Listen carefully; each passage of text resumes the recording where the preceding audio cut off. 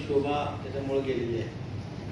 वडाचं जर सायंटिफिक महत्त्व जर आपण बघितलं तर पर्यावरण रक्षणासाठी सर्वात त्याचं आध्यात्मिक महत्त्व आहे, धार्मिक महत्त्व आहे, पर्यावरणात्मक महत्त्व आहे आणि माझी वसुंधरा हिचं जतन करण्यासाठी हा वनीकरणाशी टायअप करून प्रत्येक गावात किमान एक तरी वड लावला पाहिजेत म्हणून आम्ही कार्यक्रम हाती घेतला होता. परंतु झाडाची संख्या रोपाची उपलब्धता झाल्यामुळं प्रत्येक गावात 5 झाडं आम्ही त्याच्यात लावतो आहे.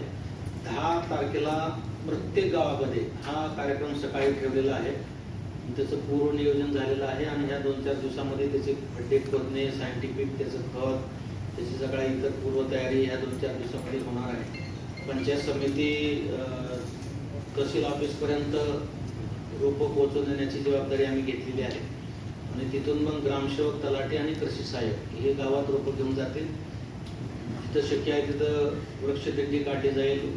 वृक्ष संवर्धनावर काही ठिकाणी व्याख्यान, काही ठिकाणी प्रवचन, अशा पद्धतीनं लोकांमध्ये जनजागृती करण्यासाठी जे गाव तिथे वड हे जरी कार्यक्रमाला नाव दिलं असेल तर त्याच्यामध्ये एकंदरीतरित्या प्रत्येक गावामध्ये वृक्ष लावणे आणि ते जगवणे, फक्त लावण्यापुरतं मर्यादित आम्ही फोकस करत नाहीये, तर ते जगवण्यावर आमचा भर असणार आहे.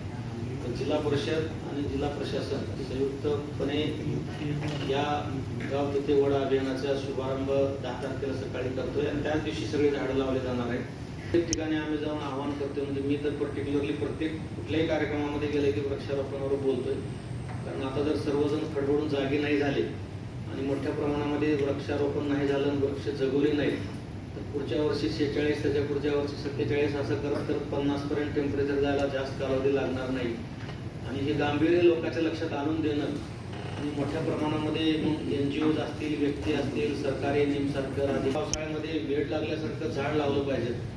आपला डेली मोठं नियोजन असं आहे की जितके भी लाभार्थी राहणार आहे ते ग्राम केंद्रावर जर त्यांचा काही विषय आला तो जवळपास मंडल अधिकारीचे स्थान ऑलरेडी सगळे लोक जसं नारी शक्ती आपल्याकडे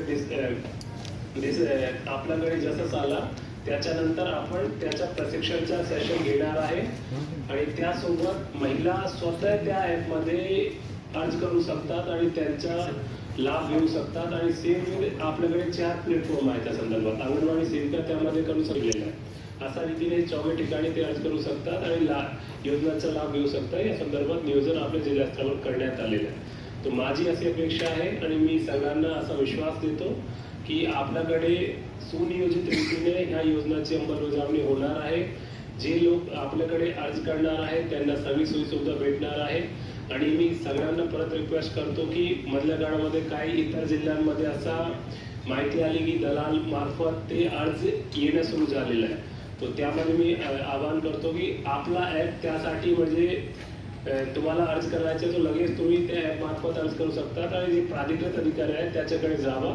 जर काही कंप्लेंट असेल तो तालुका स्तरावर आपली टीम आहे ते त्यांना ॲड्रेस करणार आहे आणि मोठ्या प्रमाणात या योजनांचा लाभ सगळ्यांना घ्यावा अशी मी सगळ्यांना